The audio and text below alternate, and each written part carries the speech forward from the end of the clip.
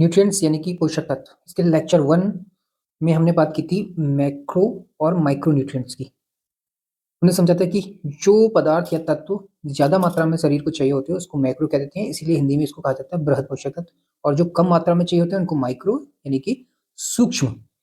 ठीक है, आज के लेक्चर में हम बात करेंगे स्पेशली कार्बोहाइड्रेट की, कि कार्बोहाइड्रेट का क्या रोल होता है और समझेंगे इसके कॉन्सेप्ट के साथ साथ फैक्ट को भी। तो समझो, कार्बोहाइड्रेट हमने पहले समझा था लेक्चर 1 में। कार्बोहाइड्रेट का जो प्राइमरी फंक्शन होता है वो होता है शरीर को ऊर्जा प्रदान करना, यानी कि एनर्जी प्रोवाइड करना। रासायनिक भाषा में अगर हम कहें तो ये एक तरह के ऑर्गेनिक कंपाउंड्स हैं, या हिंदी में जिनको कहते हैं हम कार्बनिक यौगिक।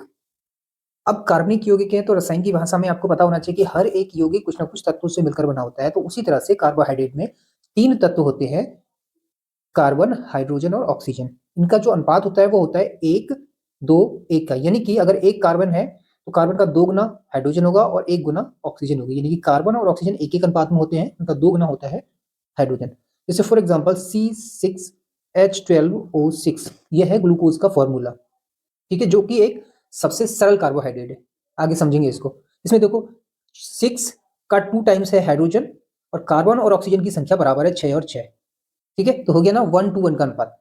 ये इसका जनरल फॉर्मूला होता है कार्बोहाइड्रेट का, CH2NO का होल ट्वाइस। एन का मतलब होता है नंबर ऑफ मॉलिक्यूल्स कितने हैं।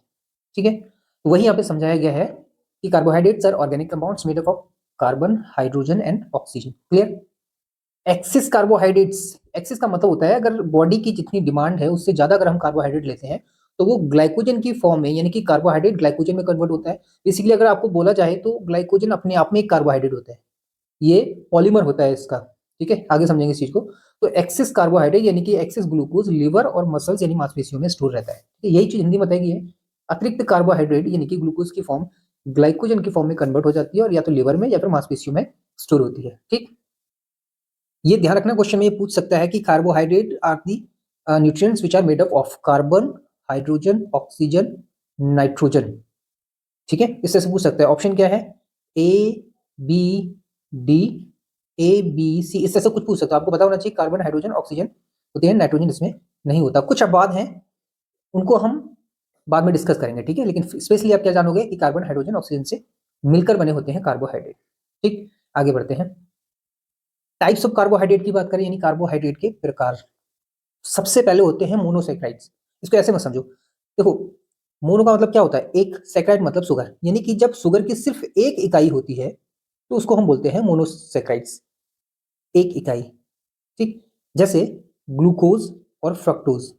तो बेसिकली हमारा जो शरीर है, या भी ह्यूमन बॉडी जो है, वो कार्बोहाइड्रेट को ग्लूकोज की फॉर्म में तोड़ती है, उसके बाद फिर उसको ऊर्जा के लिए उपयोग में लाती है। ठीक है, तो हम कह सकते हैं कि कार्बोहाइड्रेट की सबसे सिंपलेस्ट फॉर्म यानी कि सबसे सरल अवस्था जो होती है वो होती है मोनोसेक्राइड्स। तो सरलतम शर्करा जो होती है वो क्या कहलाती है? मोनोसेक्राइड कहलाती है। हिंदी इंग्लिश दोनों में हम लेके चल रहे हैं। ठीक है, जिसको हिंदी समझ में आ रही है हिंदी पे ध्यान दें, इंग्लिश समझ में आ रही है इंग्लिश में ध्यान दें। तो ये तो होगी बात, मोनोसेक्राइड कार्बोहाइड्रेट की सबसे सिंपल और सरलतम इकाई है। अब कुछ फैक्ट रिगार्डिंग द मोनोसेक्राइड, ये सिर्फ मोनोसेक्राइड की बात कर रहे हैं। ठीक है, मोनोसेक्राइड के अलावा कार्बोहाइड्रेट डाइसेक्राइड्स भी होते हैं और पॉलीसेक्राइड्स भी होते हैं। इन पे आएंगे बाद में, पहले मोनोसेक्राइड को डिस्कस कर लेते हैं। तो मोनोसेक्राइड्स में 2 ग्लूकोज हमने पढ़े, ग्लूकोज और फ्रक्टोज। अगर आपसे पूछा जाए इसमें सबसे मीठा कौन सा होता है? मीठा मतलब शुगर। देखो शुगर का मतलब क्या होता है? शुगर मतलब चीनी, जनरली हम जो लोग जानते हैं आमतौर पे। तो चीनी भी कई तरह की होती है, अगर साइंस को समझोगे तो चीनी कोई एक तरह की नहीं होती। आप जो घर में खाते हैं वो अलग चीज है, ठीक है, फ्रक्टोज अलग चीज है। जो फल फ्रूट खाते हैं उनमें फ्रक्टोज होती है। तो आपसे पूछा जा रहा है अगर स्वीटनेस यानी मिठास की बात करें तो जितनी भी तरह की शुगर्स होती है उसमें सबसे मीठी शुगर कौन सी होती है? सबसे मीठी शुगर होती है फ्रक्टोज, जिसको फ्रूट शुगर भी कहते हैं। क्यों? क्योंकि ये फलों में पाई जाती है। तो जो फल स्वाद में मीठे होते हैं उसमें ग्लूकोज नहीं होता, उसमें होता है फ्रक्टोज। ठीक है, और सबसे कम मीठी जो शर्करा है वो होती है लैक्टोज, और लैक्टोज पाई जाती है मिल्क यानी कि दूध में। यहाँ तक क्लियर हो गया? तो मिठास के आधार पर हम बात करें तो सबसे मीठा होता है फ्रक्टोज, उससे कम मीठा सुक्रोज, सुक्रोज से कम मीठा ग्लूकोज, ग्लूकोज से कम मीठा माल्टोज, और माल्टोज के बाद सबसे कम मीठा होता है लैक्टोज। तो फ्रक्टोज प्राकृतिक रूप से सबसे मीठी शुगर या शर्करा है। क्योंकि ये फ्रूट्स में भी पाई जाती है इसलिए फ्रक्टोज को फ्रूट शुगर भी कहते हैं। ध्यान रखना, ठीक है, क्या कहते हैं? Fruit sugar. अच्छा, दूसरी चीज, अब अगर आपसे एक क्वेश्चन पूछा जाए, बताओ अच्छा हनी में कौन सी शुगर होती है, तो ये आप होमवर्क करके बताओ। वैसे थोड़ा सा सेंस लगाओगे तब तुरंत ही बता सकते हो कि हनी का सोर्स क्या होता है उस हिसाब से। ठीक है, अब ग्लूकोज के बारे में फैक्ट, जनरली होता है क्या है, जो लोग मोटे होते हैं वो साइंस को समझे बिना ही पतले होने के लिए डाइटिंग स्टार्ट कर देते हैं, जो कि उनके लिए सबसे ज्यादा खतरनाक होती है। क्यों? उन्हें लगता है कि चावल यानी कि राइस और रोटी यानी कि खाना कम करने से वो जल्दी क्या हो जाएंगे, पतले हो जाएंगे। बेसिकली होता है क्या, मान लिया हमने, फॉर एग्जाम्पल कह रहा हूँ मैं, 100 किलो कैलोरी उनकी बॉडी की डिमांड है, उन्होंने खाना एकदम कम कर दिया और बॉडी में जा रहा है सिर्फ 50 किलो कैलोरी, इतनी ऊर्जा के लिए खाना जा रहा है। अब 50 कम पड़ रही है, तो जो कम पड़ेगी तो क्या होगा, जो ऑर्गन्स को ज्यादा ऊर्जा चाहिए वो अफेक्ट होगा, वो स्लो हो जाएगी, प्रोसेस काम करना थोड़ा सा स्लो कर देंगे। और यहाँ पे आपको क्या बताया गया कि ब्रेन का जो प्राइमरी फ्यूल होता है, पहला ईंधन, वो ग्लूकोज होता है। आ रही बात समझ में? ग्लूकोज किससे मिलता है? कार्बोहाइड्रेट से, क्योंकि ग्लूकोज कार्बोहाइड्रेट की सबसे सरल अवस्था है। कभी भी ये बेवकूफी मत करना, अगर डाइटिंग है, पतला होना है, तो उसके बहुत सारे तरीके होते हैं। पहले उसको साइंस को समझो कि मोटापा आता कैसे है, फिर समझोगे कि मोटापे को कम कैसे करना है। एकदम आंख बंद करके नहीं चलना होता है बेवकूफों की तरह। तो सबसे पहले आपका काम होना चाहिए इसकी साइंस को समझना। बिना साइंस समझे अगर आगे बढ़ोगे तो कहीं ना कहीं बेवकूफी कर बैठोगे। तो ब्रेन यानी कि दिमाग अच्छे से काम तब तक करेगा जब तक उसको ग्लूकोज मिलती रहेगी। ठीक है? बहुत ज्यादा भूखमरी या फिर फास्टिंग, लॉन्ग फास्टिंग करते हो, तो उस समय ब्रेन होता है वो कीटोन बॉडीज को ग्लूकोज की जगह यूज करता है, क्योंकि ग्लूकोज उसको मिलता नहीं। ठीक है? ब्लड की बात करें तो ब्लड में जो शुगर पाई जाती है उसमें वो फ्रक्टोज नहीं पाई जाती, ना ही सुक्रोज पाई जाती है, ब्लड में पाई जाती है ग्लूकोज। क्यों? क्योंकि हम जो खाने में कार्बोहाइड्रेट लेते हैं उसको बॉडी ग्लूकोज की फॉर्म में तोड़ती है और फिर ब्लड में मिक्स करके बॉडी के अलग अलग पार्ट में पहुंचाती है। ध्यान रखना, अगर आपसे क्वेश्चन पूछा जाए कि हमारे ब्लड में, मानव रक्त में ग्लूकोज की नॉर्मल रेंज क्या होती है, तो आपको पता होना चाहिए 70 से 110 मिलीग्राम प्रति डेसीलीटर। ये याद रखना, 70 से 110। 70 से कम होगा तो आपको कमजोरी, आंखों के सामने अंधेरा छाना, इस तरह की दिक्कतें आएंगी। और अगर 110 से ज्यादा है तो डायबिटीज जैसी परेशानी शुरू हो जाएगी, जिसको डायबिटीज 1 की कैटेगरी में जनरली रखते हैं। ग्लाइसेमिक इंडेक्स एक टर्म होता है, इसका मतलब होता है कि आपके ब्लड में आप जो भी खा रहे हो, ठीक है, एनर्जी के लिए, तो वो अंदर जाकर कितनी जल्दी ब्लड में ग्लूकोज की मात्रा को बढ़ा देता है। जैसे मान लिया अगर आप ग्लूकोज पीते हो मार्केट में जो आता है, तो उससे क्या होता है, तुरंत ग्लूकोज ब्लड में पहुंच जाता है, क्योंकि वो ऑलरेडी सिंपल फॉर्म में है। वहीं अगर आप कोई कार्ब्स खाते हो, चाहे वो चावल हो, राइस हो, या कुछ और चीज हो, या फिर वो लेग्यूम्स हो या ओट्स हो, तो वो क्या होता है, वो कार्बोहाइड्रेट की फॉर्म में, यानी कि कॉम्प्लेक्स, जटिल अवस्था में होते हैं। ठीक है? तो जटिल अवस्था होने के कारण वो धीरे धीरे टूटते हैं और धीरे धीरे ऊर्जा देते हैं, तो ब्लड में एकदम हाइक नहीं आती है ग्लूकोज की। तो ग्लाइसेमिक इंडेक्स का मतलब होता है कि वो भोजन जिसको खाने पर तुरंत फटाफट ब्लड की शुगर या शर्करा बढ़ जाए, उसको बोलते हैं हाई ग्लाइसेमिक इंडेक्स फूड।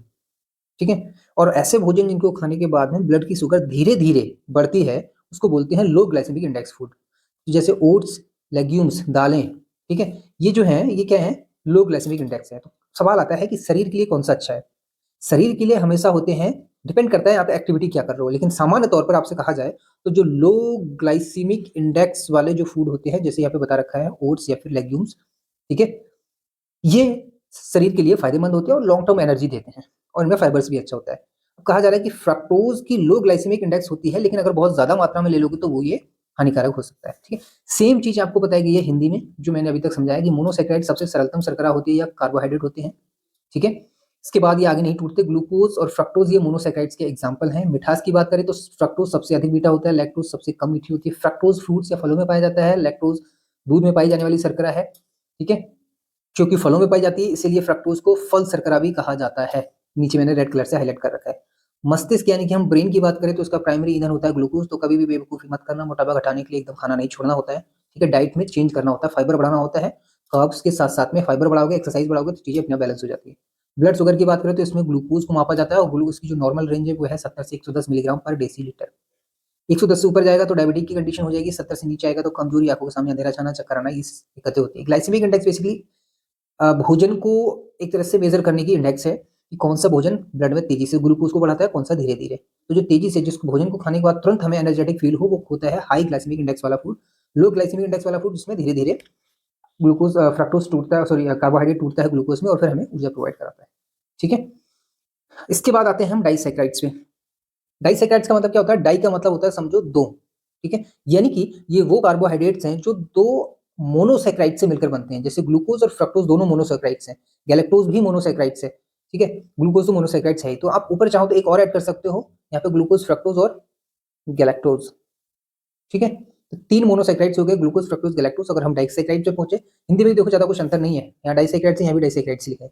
ठीक है? दोनों पैरेलल हैं, आपको आसानी होगी समझने में। यानी वे शर्कराएं जो दो मोनोसेक्राइड से मिलकर बनती हैं उनको कहते हैं हम डाइसैकेराइड्स। तो डाई का मतलब ही होता है दो। इंग्लिश, सॉरी, साइंस में गिनती होती है मोनो, डाई, ट्राई, टेट्रा, पेंटा, हेक्सा, इस तरह से आगे तक चलती होती है। तो 1 2 3 4 5, मोनो का मतलब 1, डाई का मतलब 2, ट्राई का मतलब 3, टेट्रा का मतलब 4, पेंटा का मतलब 5। ठीक है, तो अब आपसे पूछा जाए कौन सी शर्करा डाइसैकेराइड कहलाती है, तो आपको 3 शर्कराओं के नाम अच्छे से पता होना चाहिए। सुक्रोज एक डाइसैकेराइड से, लैक्टोज एक डाइसैकेराइड से, माल्टोज एक डाइसैकेराइड से। लेकिन इन दोनों में मोनोसैकेराइड कौन से होते हैं, ये आपको याद रखना है। अब याद रखने वाली बात क्या है, देखो ग्लूकोज तीनों में कॉमन है, ठीक है, तो तुम्हें याद क्या करना है, ये तीन जो अलग अलग है। सुक्रोज के साथ क्या है, फ्रक्टोज, तो कोई निमोनिक्स बना लो या ट्रिक बना लो, सूफी, यानी सुक्रोज के साथ फ्रक्टोज, एफ और फ्रक्टोज, याद हो गया। लैक्टोज, इसको कैसे बनाओगे, गले, लग जा गले, ठीक है। जी मतलब गैलेक्टोज, एल मतलब लैक्टोज, इस तरह से कुछ निमोनिक्स बनाओ जो आपको याद रहे। माल्टोज के साथ क्या आता है, दोनों में ग्लू है, ठीक है। तो अब आप मोगली बना सकते हो, जैसे भी आपको याद रहे, ठीक है।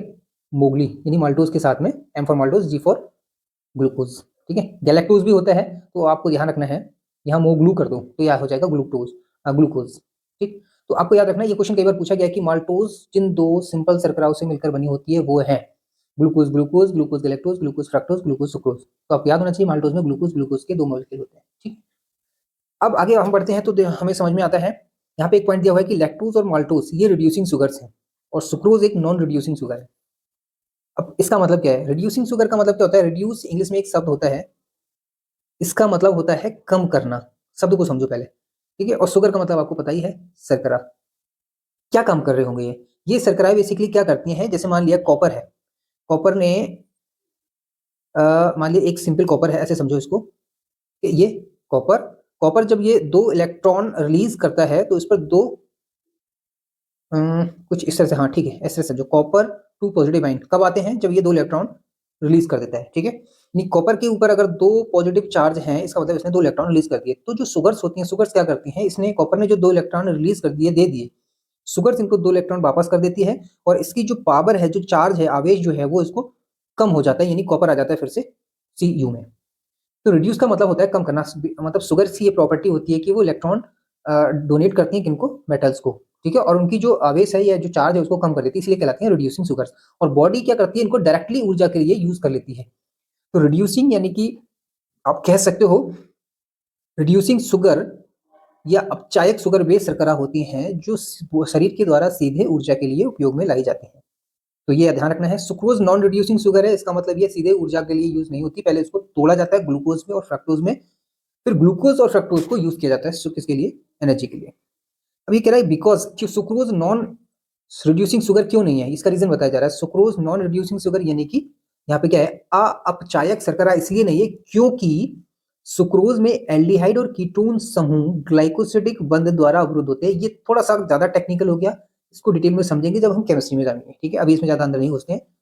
ये इसलिए मैंने डाला है कि बाई चांस जो सिविल सर्विसेज के प्रीलिम्स होते हैं वहां पे इस तरह के कॉन्सेप्ट पूछता है, इसको डिस्कस करेंगे बाद में, ठीक है। इसके बाद कुछ फैक्ट और हैं, वो क्या है कि सुक्रोज के कुछ कॉमन नाम होते हैं, जैसे सुक्रोज को टेबल शुगर भी कहते हैं, केन शुगर भी कहते हैं, व्हीट शुगर भी कहते हैं, इनवर्ट शुगर भी कहते हैं। क्यों कहते हैं टेबल शुगर, क्यों, क्योंकि जनरली आप कॉफी पीने जाते हो रेस्टोरेंट में तो एक्स्ट्रा जो शुगर का सैशे दिया जाता है उसमें सुक्रोज शुगर होती है। गन्ने में कौन सी शुगर होती है, वहां भी, केन का मतलब होता है गन्ना, यानी गन्ने में भी सुक्रोज होती है। व्हीट यानी चुकंदर होती है, उसमें भी सुक्रोज होती है, इसलिए इसको बोला जाता है टेबल शुगर, केन शुगर और व्हीट शुगर, ठीक है। इनवर्ट शुगर क्योंकि हाइड्रोलाइसिस यानी कि टूटने के बाद ये किसमें टूटती है, सुक्रोज, जिससे मिलकर बनती है ग्लूकोज फ्रक्टोज में, ठीक है, इसलिए इसको इनवर्ट शुगर कह देते हैं। और डिटेल में बात करेंगे, फिलहाल अभी ज्यादा अंदर नहीं जाते। तो ये तो हो गए डाइसैकेराइड्स। तो पहला आपका काम क्या है, पहले आपको याद रखना है कि मोनोसैकेराइड्स में कौन कौन सी शुगर आती है, ग्लूकोज आता है, फ्रक्टोज आता है, गैलेक्टोज आता है। फिर आपको याद रखना है डाइसैकेराइड में कौन कौन सी शुगर आती है, सुक्रोज, लैक्टोज, माल्टोज, याद रखना है ये वो शुगर है जो डाइसैकेराइड्स में आती है, ठीक है। और ये ग्लूकोज फ्रक्टोज इधर वो शुगर है जो डाइसैकेराइड्स को बनाती है, तो कंफ्यूज नहीं होना है। अब बढ़ते हैं आगे, बात करते हैं पॉलीसैकेराइड्स की, ठीक है। देखो पॉली का मतलब होता है 2 से अधिक, अगर हम सिंपल भाषा में बात करें 2 से अधिक, जब इकाई या यूनिट्स आपस में मिलती हैं और शुगर बनाती हैं, सैकराइड मतलब शुगर, तो उसको बोलते हैं पॉलीसैकेराइड्स। इसका मतलब क्या है कि स्टार्च और ग्लाइकोजन, सेलुलोज, काइटिन, जो कि काइटिन, पैक्टिन, अगर, गम और इनुलिन, ये सारे के सारे पॉलीसैकेराइड शर्कराओं के नाम है। इसका मतलब क्या है, ये सारी की सारी शर्कराएं बहुत सारे मॉलिक्यूल से मिलकर बनेगी। जैसे मान लिया स्टार्च, ये ग्लूकोज से मिलकर बनती है, ठीक है, इसमें 20 या 20 से अधिक ग्लूकोज के मॉलिक्यूल होते हैं और मोनोसैकेराइड में सिर्फ एक होता था, डाइसैकेराइड में 2 होते थे, ठीक है। इसी तरह से जो सेलुलोज है ये भी ग्लूकोज से मिलकर बना होता है, बट दोनों में बॉन्ड अलग होते हैं, ग्लूकोज के भी टाइप होते हैं, उसमें डिटेल में बाद में बात करेंगे। तो कहने का मतलब सिर्फ इतना है कि पॉली का मतलब होता है दो से अधिक छोटी इकाई मिलकर जब एक बड़ी शर्करा की चेन बनाती है तो उसको हम बोल देते हैं पॉलीसेकेराइड्स। पॉलीसेकेराइड्स के कुछ पॉइंट्स, अब इनको बोला जाता है कॉम्प्लेक्स, या हिंदी में इनको कहते हैं बेसिकली जटिल शर्कराएं। शरीर में जब ये जाती हैं तो जटिल से जटिल, नॉट जटिल, ठीक है, ये जटिल से टूटती हैं पहले सरल अवस्थाओं में या सरल शर्कराओं में, और बॉडी फिर सरल शर्कराओं को यूज करती है ऊर्जा के लिए। क्लियर हो गया? तो ये अनेक मोनोसेक्राइड से मिलकर बनी होती है। उदाहरण के लिए स्टार्च, ग्लाइकोजन, सेलुलोज। ये चिटिन नहीं है, काइटिन बोलते हैं जनरली इसको, ठीक है, तो आप इसको लिख सकते हो काइटिन, पैक्टिन, अगर, गोंद, इनुलिन। अगर का ध्यान रखना, अगर खासकर लैब में बहुत यूज होता है, तो ये याद रखना कौन सी शर्करा या शुगर है जो लैब में यूज होती है कल्चर मीडियम बनाने के लिए, वो है अगर। और बाकी जो फैक्ट हैं जो हमें डिस्कस करने, जैसे ये कह रहा है कि सेलुलोज और स्टार्च बनने को तो दोनों ग्लूकोज के ही पॉलीमर हैं, यानी कि ग्लूकोज से मिलकर ही बने होते हैं, लेकिन फर्क इतना है कि जो स्टार्च है वो एनर्जी के सोर्स में यूज होता है, और जो सेलुलोज है वो डाइटरी फाइबर है। क्यों? क्योंकि ह्यूमंस के अंदर सेलुलोज को पचाने के लिए सेलुलेज एंजाइम नहीं होता। फर्क है यहाँ पे ओ एस ई है और यहाँ पे ए एस ई है। तो जहां ए एस ई बाद में जुड़ा होगा वो होता है एंजाइम। कौन सा एंजाइम? जिससे सिमिलर करता है उसी को पचाने वाला एंजाइम। तो सेलुलोज को पचाने के लिए होना चाहिए सेलुलेज एंजाइम, और सेलुलेज एंजाइम कहाँ पाया जाता है? हर्बीवोर्स में। हर्बीवोर जो, तो वो जो जानवर जो हर्बीवोर्स होते हैं, ज्यादा घिचपिच होगी, हर्बीवोर्स, उनमें ये एंजाइम्स होता है गाय भैंसों में, इसलिए वो इसको पचा लेते हैं। ग्लाइकोजन की बात करें तो ग्लाइकोजन क्या है? बेसिकली ये एनिमल स्टार्च है। एनिमल स्टार्च का मतलब होता है जैसे प्लांट्स में जो ऊर्जा होती है वो स्टार्च की फॉर्म में स्टोर रहती है, इसी तरह से एनिमल्स में जो ऊर्जा होती है वो ग्लाइकोजन की फॉर्म में स्टोर रहती है। यानी कि बॉडी की डिमांड से अधिक ऊर्जा अगर शरीर में गई तो प्लांट के केस में वो स्टार्च की फॉर्म में स्टोर होती है और एनिमल्स की फॉर्म में ग्लाइकोजन में। जैसे मान लिया आपने 100 मॉलिक्यूल्स ग्लूकोज के लिए, बॉडी को चाहिए सिर्फ 80 मॉलिक्यूल, तो बाकी के जो बचे 20 मॉलिक्यूल हैं ये ग्लाइकोजन में कन्वर्ट हो जाएंगे, और ग्लाइकोजन में कन्वर्ट हो गए या तो ये लिवर में रहेंगे या फिर मसल्स में रहेंगे। ये मतलब होता है इसका, ठीक है। इसी तरह से जो आप आलू खाते हो, आलू के अंदर क्या होता है? स्टार्च होता है, और आलू क्या है? एक प्लांट प्रोडक्ट है। तो प्लांट जो भी ऊर्जा बनाते हैं स्टार्च की फॉर्म में स्टोर करते हैं। अब आपको समझ में आ गया होगा।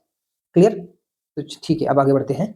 ग्लाइकोजन की हमने बात कर ली, और इसके कुछ फैक्ट हैं ग्लाइकोजन के, जैसे ग्लाइकोजन कहाँ स्टोर रहता है? लिवर और मसल्स में स्टोर रहता है स्टोर, ठीक है। ये बहुत ज्यादा हाईली ब्रांच होता है। हाईली ब्रांच का मतलब जो छोटे छोटे मॉलिक्यूल आपस में मिलते हैं, ये ब्रांच की फॉर्म में इस तरह से एक चेन बनाते हैं। इस तरह से अगर एक रेखीय डायग्राम बनाऊंगा तो इस तरह से मिलेगा आपको, इस तरह से, ठीक है। लिवर ग्लाइकोजन मेंटेन्स, अच्छा लिवर जो होता है, लिवर जो ग्लाइकोजन है वो क्या करता है? ब्लड की शुगर को मेंटेन करता है। कैसे मेंटेन करता है? मान लो ये ब्लड है और ये आपका लीवर है, तो जैसे ही ब्लड में शुगर कम होती है लीवर शुगर छोड़ देता है, शुगर का लेवल अप हो जाता है। जैसे ही ब्लड में शुगर का लेवल बहुत ज्यादा हो जाता है, जरूरत से ज्यादा होता है, तो ये लीवर क्या करता है? ब्लड से थोड़ा सा शुगर को अपनी तरफ खींच लेता है और उसको मेंटेन करता है, ठीक है। तो ये होता है इसका रोल। आगे बात समझ में, क्या इंपॉर्टेंस है इसका। अब आती है cellulose. Cellulose basically plant cell wall में होता है, क्योंकि प्लांट सेल वॉल जो होती है सेलुलोज की बनी होती है, तो एक तरह से ये संरचनात्मक यहाँ पे रोल होता है इसका। क्लियर?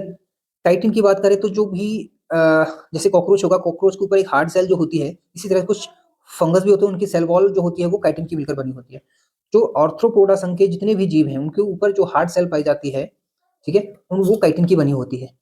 हिंदी में भी आपको ये बताया गया सारी चीजें कि ग्लाइकोजन के बारे में। ये पशु स्टार्च होती है, क्यों होती है मैंने डिटेल में बता दिया, क्योंकि पशुओं में जो एनर्जी होती है वो स्टार्च की फॉर्म में स्टोर होती है। अ, अ, क्यों? स्टार्च की फॉर्म में, सॉरी, ग्लाइकोजन की फॉर्म में स्टोर होती है, और प्लांट्स में ये स्टार्च की फॉर्म में होती है, ठीक है, क्योंकि वो स्टार्च जैसा काम कर रही है इसलिए इसको पशु स्टार्च कह देते हैं। कहाँ स्टोर होती है? यकृत यानी लिवर या फिर मांसपेशियों में, ठीक है। और ग्लाइकोजन बहुत ज्यादा शाखा युक्त एक शर्करा है। वो सारी चीजें जो मैंने यहाँ समझाई वो यहाँ पे हिंदी में है। अच्छा, इसके बाद ये कह रहा है कि जो पैक्टिन है, ये जो प्लांट सेल होती है उसकी सेल वॉल का एक पार्ट होता है मिडिल लेमेला, वहां पे पाई जाती है। और इसमें भी यही बताया गया हिंदी में, पैक्टिन पादप कोशिकाओं के मध्य लेमेला में पाई जाती है। काइटिन ऑर्थोपोडा संघ के जितने भी जीव है उनका जो बाह्य कंकाल होता है वो काइटिन का मिलकर बना होता है। कुछ कवक यानी कि फंगस में भी काइटिन पाया जाता है, ठीक है।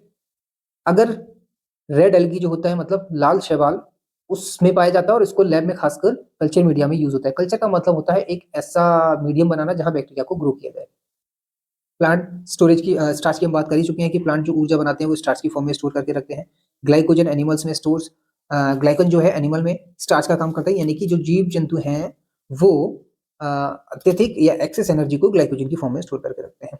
सेलुलोज सबसे अधिक पाई जाने वाला कार्बोहाइड्रेट। अगर आपसे पूछा जाए कि पृथ्वी पर सबसे अधिक कौन सा या कौन सी शर्करा पाई जाती है, तो उसका आंसर होना चाहिए सेलुलोज, ठीक है। क्यों? क्योंकि आपको पता होगा बायोमास सबसे अधिक है, और बायोमास में सबसे ज्यादा है प्लांट्स, और प्लांट्स की सेल वॉल किससे मिलकर बनी होती है? सेलुलोज की, तो आंसर आपको मिल जाएगा। आगे बढ़े तो काइटिन से अगर पूछा जाए आपको, तो काइटिन एक ऐसी शर्करा है जिसमें नाइट्रोजन भी होता है। अभी थोड़ी देर पहले हमने कहा था कि मोस्टली जो शर्करा या शुगर्स होती है उसमें कार्बन, हाइड्रोजन और ऑक्सीजन होते हैं, किसके, 1, 2 और 1 के अनुपात में, यानी कि 1 कार्बन है तो 2 हाइड्रोजन होंगे और 1 ऑक्सीजन होगी। ठीक है, इनके मॉलिक्यूल्स कुछ भी हो सकते हैं, बट ओनली सिर्फ काइटिन ऐसी है जिसमें कार्बन, हाइड्रोजन, ऑक्सीजन के अलावा नाइट्रोजन भी होता है। तो ये बात अच्छे से याद रखनी है। अगर शर्करा को, शर्करा नॉट शुगर करा सॉरी, अगर शर्करा को माइक्रोबायोलॉजी में लैब में कल्चर मीडिया उगाने में यूज किया जाता है। ठीक है, हिंदी में भी सेम ये चीज है कि अगर कहाँ होता है, लाल शैवाल में होता है, ये संवर्धन माध्यम यानी कल्चर मीडिया बनाने में यूज होता है। जो स्टार्च है ये पौधों में यानी पादपों में संग्रहित रहता है, स्टोर रहता है। ग्लाइकोजन बेसिकली पशु स्टार्च के रूप में जाना जाता है क्योंकि ये एक्सेस एनर्जी को ग्लाइकोजन में कन्वर्ट करके स्टोर करता है। सेलुलोज सबसे प्रचुर मात्रा यानी पृथ्वी पर सबसे अधिक मात्रा में पाई जाने वाले कार्बोहाइड्रेट है। क्यों, बता दिया मैंने आपका रीजन। काइटिन नाइट्रोजन युक्त बहुकोशीय बंध वाली एक शर्करा है। तो नाइट्रोजन किसमें पाया जाता है, काइटिन में पाया जाता है। ये अच्छी तरह से याद रखना है, मोस्ट इंपॉर्टेंट। अगर शर्करा सूक्ष्म जीव विज्ञान प्रयोगशालाओं में उपयोग किया जाता है। ठीक है, कार्बोहाइड्रेट के फंक्शन क्या होते हैं, पहले ही बात कर चुके हैं। सबसे मेन काम होता है कि क्विक और इमीडिएट एनर्जी प्रोवाइड करना किसको, शरीर को। दूसरा, क्योंकि अगर कार्बोहाइड्रेट नहीं होगा तो शरीर प्रोटीन को यूज करता है, इसलिए ये प्रोटीन को बचाने का काम करते हैं। तो इस प्रोटीन स्पेयरिंग इफेक्ट के रूप में यूज होती है in the presence of carbohydrate. ठीक है, दूसरा ये फैट यानी वसा मेटाबॉलिज्म में भी हेल्प करते हैं, क्योंकि हेल्प करेंगे बेसिकली। क्यों करेंगे, क्योंकि बिना कार्बोहाइड्रेट के क्या होगा, पूरा सिस्टम ही गड़बड़ा जाएगा। जब शरीर को एनर्जी नहीं मिलेगी तो कौन सी फंक्शन हो पाएगा प्रॉपर। ठीक है, सेम चीज हिंदी में बताई गई है। शरीर को तुरंत ऊर्जा प्रदान करने के लिए कार्बोहाइड्रेट का यूज होता है, प्रोटीन को ये बचाते हैं ताकि ये एनर्जी के लिए यूज ना हो, बसा के मेटाबॉलिज्म में या पचाने में मदद करते हैं क्या, शर्करा। अब 2-4 फैक्ट और बचे हैं फैक्ट शर्करा के बारे में कि शर्करा और कहाँ-कहाँ यूज होती है। डीएनए, आरएनए में भी, यानी आरएनए और डीएनए में भी शर्करा प्रेजेंट रहती है। किसकी फॉर्म में, राइबोज की फॉर्म में और डीऑक्सीराइबोज की फॉर्म में। ठीक है, ये पेंटोज शर्करा होती हैं। जब हम जेनेटिक्स पढ़ेंगे तो वहां इनकी बात करेंगे। पेंटोज शर्करा मतलब 5, पेंटोज मतलब 5। ठीक है, डायबिटीज बहुत ज्यादा एक पॉपुलर टॉपिक है। शर्करा की जब बात आती है तो डायबिटीज कैसे छूट सकता है, तो डायबिटीज बेसिकली 2 तरह का होता है, टाइप 1, टाइप 2। टाइप 1 डायबिटीज क्या होता है, ये एक तरह की ऑटोइम्यून डिजीज है। मतलब बॉडी में कुछ ऐसा सिस्टम बिगड़ जाता है जिससे कि बॉडी अपने आप ही अग्नाशय की बीटा सेल्स को डिस्ट्रॉय करने लगती है। और बीटा सेल्स क्या प्रोड्यूस करती है, इंसुलिन प्रोड्यूस करती है। और इंसुलिन का काम क्या होता है, इंसुलिन एक हार्मोन है और हार्मोन का काम क्या होता है, रक्त शर्करा यानी ब्लड की जो शुगर है, शुगर, ब्लड की शुगर को कंट्रोल करना। और बॉडी अपने आप ही किसी वजह से क्या करती है, बीटा सेल्स को खत्म करने लगती है और इस वजह से इंसुलिन का जो प्रोडक्शन है वो घट जाता है और ब्लड में जो शुगर है वो बढ़ने लगती है। इसको बोलते हैं टाइप 1। टाइप 2 में क्या होता है, इंसुलिन रेजिस्टेंस। इंसुलिन रेजिस्टेंस का मतलब क्या होता है कि बेसिकली इंसुलिन का जो कहना, एक तरह से कंट्रोल जो होता है सेल्स पर, मसल्स पर शर्करा को या शुगर को लेने का, वो खत्म हो जाता है। ठीक है, इसको बोलते हैं इंसुलिन रेजिस्टेंस। जनरली अगर मैं सिंपल भाषा में समझाऊं, मान लो अगर ब्लड में शुगर ज्यादा है तो शुगर को कम करने के लिए इंसुलिन क्या करता है, मसल्स को, मांसपेशियों को आदेश देता है कि भैया एक्सेस शुगर को वापस करो या अंदर खींचो अपने, क्योंकि ब्लड में शुगर ज्यादा हो रही है। ठीक है, तो अगर मसल्स इनका कहना मान लेती हैं और एक्सेस शुगर को अपनी तरफ ले लेती हैं तो ब्लड की शुगर नॉर्मल हो जाती है। लेकिन अगर वही मसल्स इसको डिनाई कर देती हैं किसी वजह से, तो वो कहलाता है इंसुलिन रेजिस्टेंस। इसको डिटेल में बाद में बात करेंगे, एक लेमैन या कॉमन लैंग्वेज में मैंने समझाने की कोशिश की। ठीक है, तो ये होगी डायबिटीज की बात। कुछ शुगर अल्कोहल्स भी होती हैं, जैसे सॉर्बिटॉल, मैनिटॉल और xylitol। ये वो शुगर हैं जो अल्कोहलिक प्रॉपर्टी वाली होती हैं। ठीक है, रिड्यूसिंग शुगर्स पहले हम बात कर चुके हैं, ग्लूकोज, फ्रक्टोज, लैक्टोज, माल्टोज, ये सारी की सारी रिड्यूसिंग शुगर्स हैं। क्या होती है रिड्यूसिंग शुगर्स, वे शुगर जो किसी भी मेटल आयन के आवेश को कम कर दें। कैसे कम करेंगी, इसको इलेक्ट्रॉन देकर। और ये सीधे रूप से ऊर्जा के लिए यूज होती है, कौन सी, रिड्यूसिंग शुगर्स। ठीक है, सेम चीज हिंदी में बताई गई आपको। शर्करा के बारे में कौन से फैक्ट है कि कुछ शर्कराएं आरएनए और डीएनए में पाई जाती हैं। जैसे आरएनए में राइबोज शर्करा पाई जाती है, डीएनए में पाई जाने वाली शर्करा डीऑक्सीराइबोज है। D for DNA, D for deoxyribose, link कर देना, ऐसे याद हो जाएगा। ठीक है, मध में, जिसके इंग्लिश में डायबिटीज हमने अभी पढ़ा, ठीक है, वो शर्करा खाने से नहीं होता है। बेसिकली कब होता है, टाइप 1 की जो डायबिटीज होती है वो तब होती है जब अग्नाशय की बीटा कोशिकाएं बॉडी द्वारा खत्म करने लगती हैं या बॉडी खुद ही अपनी बीटा सेल्स को मारने लगती है। टाइप 2 में क्या होता है, जब इंसुलिन का कहना मानना बंद कर देती है मांसपेशियां और शुगर को कम लेना बंद कर देती हैं, तो उस तरह से टाइप 2 की डायबिटीज होती है। ठीक है, कुछ शर्करा वाली अल्कोहल है, सॉर्बिटॉल, मैनिटोल, ज़ाइटोल, जिसकी हम बात कर चुके हैं। अच्छा, अपचायिक शर्करा या फिर रिड्यूसिंग शुगर्स सेम वही है, ग्लूकोज, फ्रक्टोज, लैक्टोज और माल्टोज। ठीक है, तो ये था हमारा कार्बोहाइड्रेट का लेक्चर। इसमें हमने डिटेल्स में कार्बोहाइड्रेट को समझा। सेम नोट्स जैसे आपको दिख रहा है, जैसे आपको समझाया गया है, ये टेलीग्राम के चैनल में आपको मिल जाएगा पीडीएफ की फॉर्म में। तो कोई जरूरत नहीं है लिखने की, नोट करने की, सिर्फ और सिर्फ कॉन्सेप्ट पे समझने में, रिवीजन करने पे ध्यान दो। ठीक है, मिलते हैं अगले लेक्चर में।